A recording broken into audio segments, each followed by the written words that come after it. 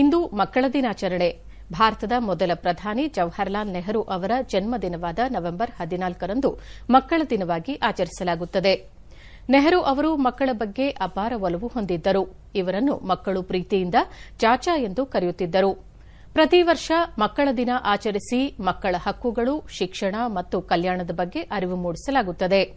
ಬಡತನ, ಅನಕ್ಷರತೆ, ಅಸಮಾನತೆಯಿಂದ ನರಳುತ್ತಿದ್ದ ಭಾರತವನ್ನು ವೈಜ್ಞಾನಿಕ ಹಾಗೂ ಜಾತ್ಯತೀತ ತಳಹದಿಯ ಮೇಲೆ ಮುನ್ನಡೆಸಿ ಶಿಕ್ಷಿತ, ಸದೃಢ, ಆಧುನಿಕ ಭಾರತವನ್ನಾಗಿ ರೂಪಿಸಿದ ಪಂಡಿತ್ ಜವಾಹರಲಾಲ್ ನೆಹರೂರವರನ್ನು ಈ ದಿನ ಅತ್ಯಂತ ಗೌರವದಿಂದ ನೆನೆಯುತ್ತೇನೆ.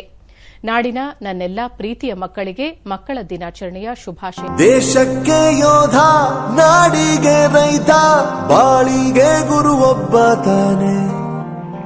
ಅಕ್ಷರ ಕಲಿಸೋ, ಅಜ್ಞಾನ ಅಳಿಸೋ, ಅವನೂನು ಅನ್ನದಾತಾನೆ.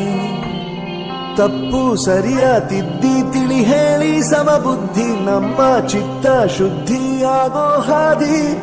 ಎಷ್ಟೇ ದೂರ ಹೋದ್ರೂ ಮರಿಬೇಡ ನಿನ್ನ ಬೇರು, ನಿನ್ನ ಸಾಧನೆಗೆಲ್ಲ ಇದುವೇ ಆದಿ. ಪಾಠಶಾಲಾ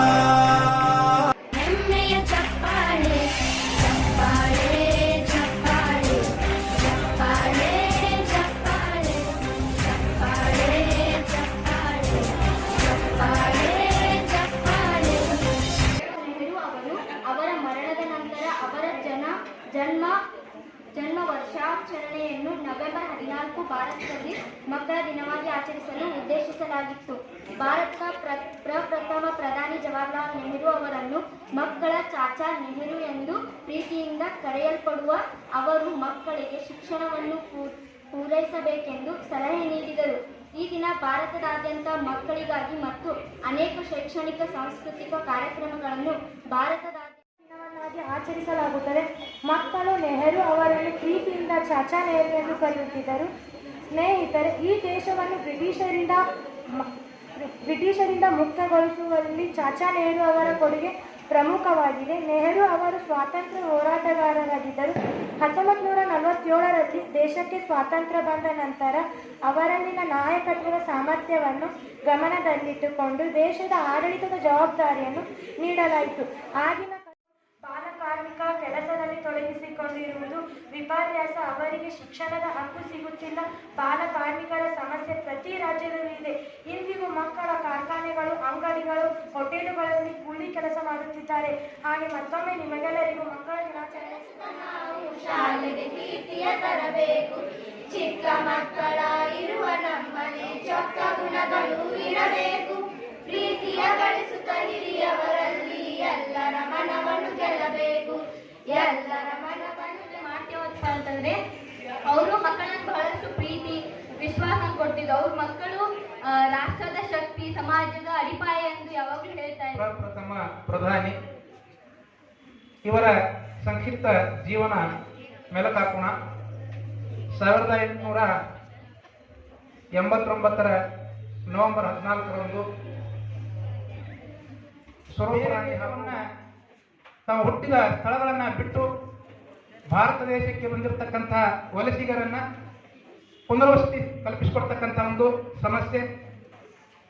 ದೇಶದಲ್ಲಿ ಜನಾಂಗೀಯ ಆಂದೋಲನ, ಜನಾಂಗೀಯ ದ್ವೇಷದ ಕ್ರಾಂತಿ ನಡೀತಾ ಇತ್ತು. ಆ ರಷ್ಯಾದ ಮಾದರಿಯಲ್ಲಿ ಪಂಚವಾರ್ಷಿಕ ಯೋಜನೆಯನ್ನ ಜಾರಿಗೆ ತಂದಿದೆ. ಪ್ರಥಮ ಪಂಚವಾರ್ಷಿಕ ಯೋಜನೆ ಕೃಷಿ, ಎರಡನೇ ಪಂಚವಾರ್ಷಿಕ ಯೋಜನೆ ಕೈಗಾರಿಕೆ. ಆ ನಂತರ ಅವರನ್ನ ಏನಂತ ಕರೆದರ ವಿದೇಶ ನೀತಿಯ ಶಿಲ್ಪಿ, ಅಲಿಪ್ತ ನೀತಿಯ ರೂವಾರಿ, ಕೈಗಾರಿಕೀಕರಣದ ಕಾರ್ಯಾಗಾರ, ಪಂಚವಾರ್ಷಿಕ ಯೋಜನೆಯ ಯೋಜನೆಗಾರ, ಹೀಗೆ ಬೇರೆ ಬೇರೆ ತಮ್ಮ ಅವಧಿಯಲ್ಲಿ ಇವೆಲ್ಲವನ್ನ ದೇಶಕ್ಕೆ ಮಾಡಿ, ದೇಶಕ್ಕೆ ಅಡಿಪಾಯವನ್ನು ಹಾಕಿ 1964 ಮೇ ಅಂತ್ಯದವರೆಗೆ ತಮ್ಮ ಉಸಿರು ಹೋಗುವವರೆಗೆ ಆ ಕೆಲಸವನ್ನು ಮಾಡಿ ನಮ್ಮ ದೇಶಕ್ಕೆ ಒಂದು ಒಳ್ಳೆಯ ಸ್ಥಿತಿಗೆ ಆರ್ಥಿಕವಾಗಿ ಸದೃಢವಾಗಿ ಮಾಡುವಂಥ ಪ್ರಯತ್ನ ಮಾಡಿದರು. ಕೂಲಿ ಕೆಲಸಕ್ಕೆ ಹೋಗಿರ್ತಾರೋ ಅಥವಾ ಯಾವ ಒಂದು ಉದ್ದೇಶ ಇಟ್ಕೊಂಡು ಹೋಗಿರ್ತಾರೋ ಗೊತ್ತಿಲ್ಲ. ಅವರಿಗೆ ಸಿಗುವಂಥ ಒಂದು ಸಂಬಳ ಅವತ್ತಿನ ಪೂರ್ತಿಯಾಗಿ ಅವರಿಗೆ ಸುಖವನ್ನು ನೀಡ್ತಾ ಇರಬಹುದು. ಆದರೆ ನೀವೇನಿದ್ದೀರಲ್ಲ ಮಕ್ಕಳು, ನಿಮ್ಮದು ಒಂದು ಭಾಗ್ಯ ಅಂತ ತಿಳ್ಕೊಡ್ರಿ. ಯಾಕಂದ್ರೆ ನಿಮ್ಮ ತಂದೆ ತಾಯಿ ಅವರು ಬಿಸಿಲಿನೊಳಗ, ಮಳೆ ಒಳಗ, ಚಳಿ ಒಳಗ ಅವರು ದುಡಿದು ಅವರು ಸಾಕಷ್ಟು ಶ್ರಮವನ್ನು ವಹಿಸ್ತಾ ಇರ್ತಾರೆ. ಅದು ನಿಮ್ಮ ಕಣ್ಮುಂದೆ ಬರಲಿ. ನಿಮ್ಮ ತಂದೆ ತಾಯಿ ಎಷ್ಟು ನಿಮ್ಮ ಸಂಬಂಧ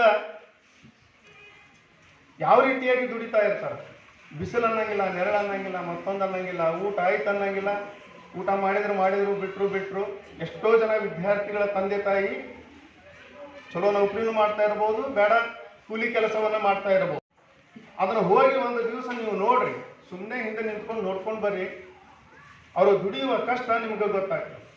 ಆ ಕಷ್ಟವನ್ನು ನಿಮ್ಮ ಮೇಲೆ ಹೇರೋದಿಲ್ಲ. ಅವರು ಕೂಲಿ ಕೆಲಸ ಮಾಡುವಂಥ ಮಕ್ಕಳಿದ್ದಾರೆ ಎಷ್ಟೋ ಜನರು. ಅವ್ರಿಗಿಂತ ನಿಮಗೆ ಏನು ಮಾಡ್ಲಿಕ್ಕಿರ್ತಾರೆ ಅಂದ್ರೆ ನಿಮ್ಮ ತಂದೆ ತಾಯಿ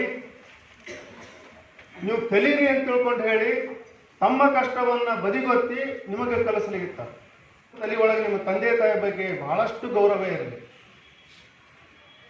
ಎಲ್ಲಿವರೆಗೆ ನೀವು ತಂದೆ ತಾಯಿಗಳಿಗೆ ಗೌರವವನ್ನು ಕೊಡ್ತೀರಿ ಅಲ್ಲಿವರೆಗೆ ನೀವು ಮೇಲೆ ಹೋಗ್ತಾ ಇರ್ತೀರಿ. ಎಲ್ಲಿವರೆಗೆ ನೀವು ತಂದೆ ತಾಯಿಗೆ ಗೌರವವನ್ನು ಕೊಡೋದಿಲ್ಲ ಅವತ್ತಿನಿಂದ ನಿಮ್ಮದು ಒಂದು ಪಾಪದ ಮೂಟೆ ತುಂಬ್ತಾ ಹೋಗ್ತದಂತ ತಿಳ್ಕೊಬೋದು. ಶ್ರೀ ಪಂಡಿತ್ ಜವಾಹರ್ಲಾಲ್ ನೆಹರು ಅವರ ಜನ್ಮ ದಿನೋತ್ಸವದ ಹಾರ್ದಿಕ ಶುಭಾಶಯಗಳು ಹಾಗೂ ಮಕ್ಕಳ ದಿನಾಚರಣೆಯ ಹಾರ್ದಿಕ ಶುಭಾಶಯಗಳನ್ನು ತಿಳಿಸುತ್ತಾ ಒಂದು ಉತ್ತಮ ಸ್ಥಾನವನ್ನು ಪಡ್ಕೋಬೇಕಂತ ಅವರ ಆಸೆಯನ್ನು ನಾವು ಈಡೇರಿಸೋಣ ಅಂತೇಳಿ ಇವತ್ತೇ ಪ್ರತಿಜ್ಞೆ ಮಾಡೋಣ. ಅಂದರೆ ನೆಹರು ಅವರು ಒಂದು ಮಾತು ಹೇಳಿದ್ರು, ಅವರ ಮರಣದ ಸಮಯದಲ್ಲಿ ಒಂದು ಮಾತು ಹೇಳ್ತಾರೆ, ನನ್ನ ದಿನಾಚರಣೆ ಆಚರಣೆ ಮಾಡೋ ಬದಲು ಮಕ್ಕಳ ದಿನಾಚರಣೆಯಾಗಿ ಆಚರಣೆ ಮಾಡಿ. ಯಾಕೆಂದರೆ ನೆಹರು ಅವರು ಹೇಳಿದ್ರು ಟುಮಾರೋ ಈಸ್ ಯುವರ್ಸ್ ಅಂತ ಹೇಳಿದ್ರು. ಅದರ ಅರ್ಥ ಏನಂದರೆ ನಾಳೆ ಯಾವತ್ತಿದ್ರು ನಿಮ್ಮದು, ಮಕ್ಕಳು ಇಂದಿನ ಮಕ್ಕಳೇ ನಾಳಿನ ಪ್ರಜೆಗಳು ಎಂಬ ಒಂದು ಘೋಷವನ್ನು ಅವರು ಹೊರಡಿಸಿದರು. ಅದೇ ರೀತಿ ನಾವು ಪ್ರತಿ ವರ್ಷವೂ ಆಚರಣೆ ಮಾಡುತ್ತಾ ಬರ್ತಿದ್ದೀವಿ. ಹೀಗೆ ಎಂದೆಂದು ಚಾಚಾ ನೆಹರು ಅವರ ಆಶೀರ್ವಾದ ನಮ್ಮ ಮೇಲಿರಲಿ ಅನ್ನುತ್ತಾ ಈ ನನ್ನೆರಡು ಮಾತುಗಳು ಮುಗಿಸಿ.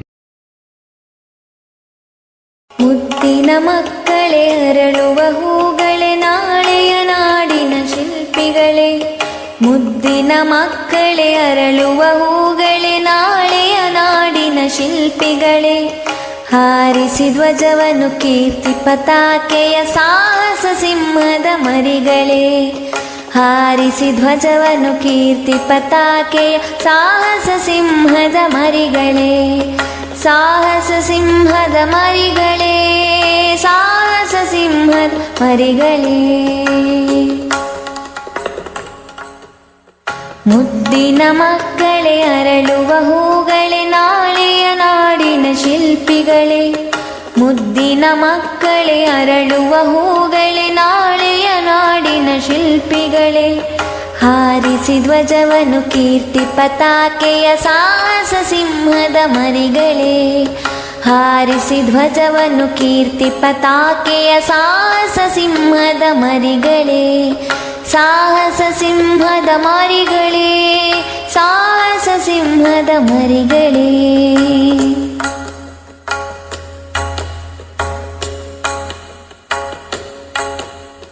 ಶಾಂತಿಯ ದೂತನು ಗಾಂಧಿ ತಾತನು ಆಗಲಿ ನಮ್ಮಯ ಆದರ್ಶ.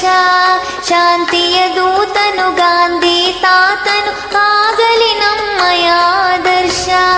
ಚಾಚಾ ನೆಹರು ವಿಶ್ವೇಶ್ವರಯ್ಯರ ತೆರೆದಿ ಬಾಳಿರಿ ಹಲವರ್ಷ.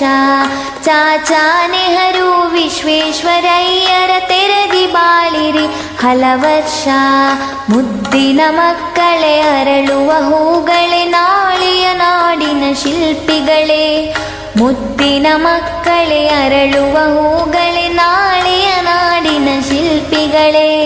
ಹಾರಿಸಿ ಧ್ವಜವನ್ನು ಕೀರ್ತಿ ಪತಾಕೆಯ ಸಾಹಸ ಸಿಂಹದ ಮರಿಗಳೇ. ಹಾರಿಸಿ ಧ್ವಜವನ್ನು ಕೀರ್ತಿ ಪತಾಕೆಯ ಸಾಹಸ ಸಿಂಹದ ಮರಿಗಳೇ.